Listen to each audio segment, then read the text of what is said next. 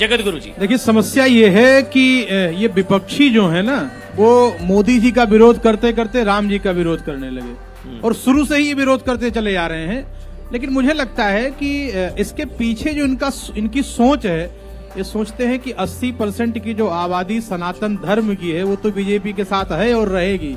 हाँ, 20% जो बची है वो माइनॉरिटी के वोट हो सकते हैं, वो लेफ्टियों के वोट हो सकते हैं, वो आतंकवादी विचारधाराओं से जुड़े हुए लोग हो सकते हैं।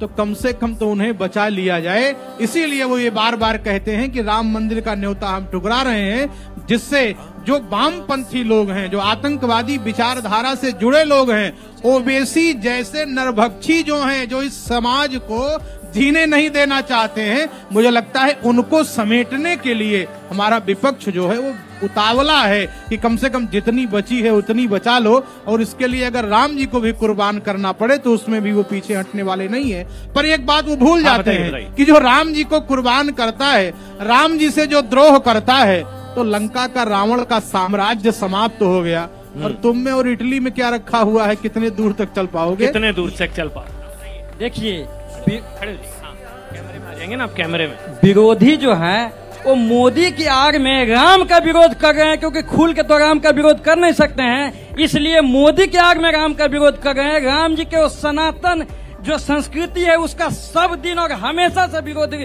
वो बन के रहे हैं और रहे हैं, इसीलिए हमारा राम मंदिर अभी तक नहीं बना है, नहीं तो कब का बन चुका होता। अच्छा, मोदी बहाना प्रभु राम निशाना, बताइए मैथिल साहब। देखिए अमन मोदी जी, निशाना प्रभु राम निशाना। जी अमन जी, आपने जो प्रश्न पूछा ना कि ये क्या मोदी जी का इवेंट है, तो मैंने नहीं पूछा। हाँ, वो जो बोल रहे हैं, हाँ। मैं उनसे एक प्रश्न आपके माध्यम से पूछना चाहता हूँ कि आप इस देश के प्रख्यात पत्रकार हैं और न्यूज 18 देश का नंबर 1 चैनल। देखिए, अगर भगवान श्री रामचंद्र विराजमान के लिए संघर्ष जिन्होंने किया, विश्व हिंदू परिषद ने किया, राष्ट्रीय स्वयंसेवक संघ ने किया, उसके अलावा सनातनियों ने किया, ऐसे ऐसे सनातनियों ने किया जिनका नाम हम आज जानते भी नहीं। आज जो भगवान राम लला विराजमान के प्राण प्रतिष्ठा कार्यक्रम हो रहा है, तो उसका आयोजन जो है वो कौन करेगा? उसका आयोजन दारुल उलूम देवबंद करेगा क्या? तालिबान करेगा? ISIS करेगा? या कांग्रेस करेगी? या समाजवादी पार्टी जिन्होंने गोली चलाई? अरे भैया, जो कोर्ट के द्वारा वो कह रहे थे कि वो संकल्प एक तरीके से ड्यूटी थी, माहौल खराब कर रहे थे वहां पर कुछ लोग, इसलिए गोली चलाना सरकार का कर्तव्य था। अच्छा, स्वामी प्रसाद मौर्य। अमन भाई, 1528 में मीर बाकी ने इसी अयोध्या जी में मंदिर को ढहाकर जो बाबरी मस्जिद बनाई थी, लाखों जो हिंदू है उनका नरसंहार करके खून को गारे में मिला के इस बाबरी कलंक को बनाया था, वो अपमान था या ये परेशानी का सबब था? मैं पूछना चाहता हूं। अरविंद सिंह जी, जब कार सेवकों का परिवार इस तरह के वक्तव्यों को देखता है तो बुरा लगता है? बहुत बुरा लगता है, बहुत दर्द होता है उनको, क्योंकि जो सपना कार सेवकों ने देखा, पूरे हिंदुस्तान ने देखा, आज जो सपना भव्य और दिव्य और अलौकिक मंदिर के रूप में भगवान श्री रामचंद्र जी का बनने जा रहा है, कार सेवकों उनके परिवार को बहुत पीड़ा है, बहुत असहनीय पीड़ा है। लेकिन आज एक युग का परिवर्तन हो गया है। त्रेता युग जो हम लोग पुराणों में पढ़ते थे, वेदों में पढ़ते थे, आज वाकई त्रेता युग सन 90 और 92 को देखते हैं तो आज लगता है त्रेता युग आ गया है। यही त्रेता युग है। जय श्री राम। और यह राष्ट्र की राजधानी बनने जा रही है अयोध्या। 140 करोड़ हिंदुओं जो भारतवासी हिंदू हैं, 140, उनके साथ साथ पूरे विश्व को हिंदुओं की एक प्रणेता है, एक अग्रणी भूमिका के रूप में। अच्छा, जिस गोंडा के पुल का जिक्र हो रहा था ना, मैं अरविंद जी के साथ कल वहां गया। सत्यवान सिंह जिन्होंने बलिदान दिया, उनके भाई मेरे साथ थे, अरविंद जी मेरे साथ थे। एक बार वो रिपोर्ट दिखाएंगे, लेकिन उससे पहले आप कुछ बोल लीजिए। गीत सुना देता हूँ आपको मैं जी।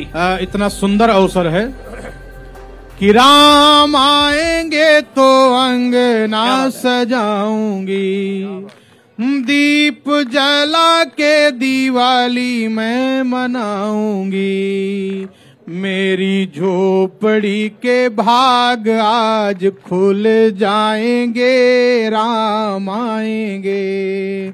ओ मेरी झोपड़ी के भाग आज जग जाएंगे, राम आएंगे।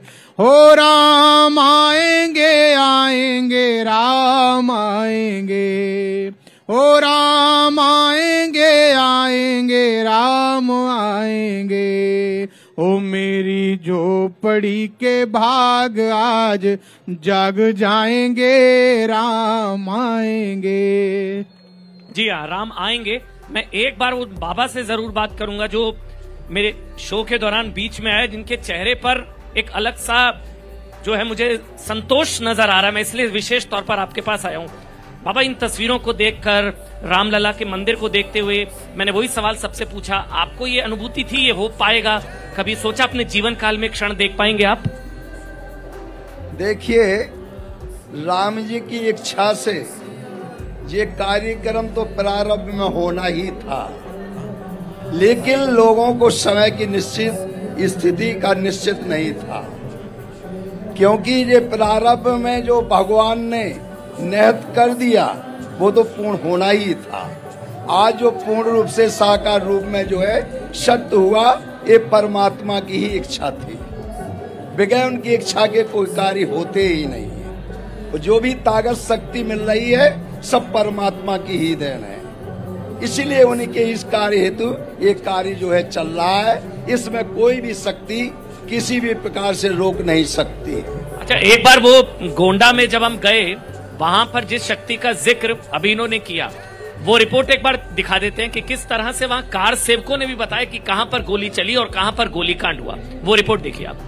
हमारे साथ कुछ लोग हैं जो शायद संभवतः उस वक्त यहाँ पर मौजूद थे, यहीं से सब जा रहे थे, कूच कर रहे थे और यहीं पर गोलीबारी हुई थी। यहाँ पर बहुत बड़ी संख्या में कार सेवक पूरे देश से, प्रदेश से, जिले से आकर के इकट्ठा थे और वो अंदर जाने के लिए पूरी ताकत के साथ, तो पुलिस की दीवार बनी हुई थी, वो रोक रहे थे और इधर से कार सेवक उनको धक्का देते हुए अंदर जाने का प्रयास कर रहे थे। इसी पुल से, यहीं से पुल से बहुत दूर तक गए। और यहाँ जो भीड़ थी वो नेतृत्व नहीं था, क्योंकि पहले तो जो भी आता था वो नेताजी को ढूंढता था। उस समय अभी सांसद बृजभूषण जी को, जी वो माननीय सांसद जी उस समय सांसद नहीं थे, तो उस समय नेताजी को ही लोग ढूंढ रहे थे। लेकिन नेताजी चूंकि जेल में चले गए, यहाँ जब लोग खाना पीना कुछ मिलता था तो बताया जाता था कि वो तो जेल में चले गए, तो अनियंत्रित थी भीड़, वो अनियंत्रित हो उठती थी और वो पूरा धक्का देते हुए आधी दूर तक चले गए। उस बलिदान यहीं पर हुआ कुछ कार सेवकों का। इस जगह पर जब गोली चली 2 नवंबर को और 30 अक्टूबर को, 2 दिन जब अंदर गोली चल जाती थी, जब सूचना आती थी,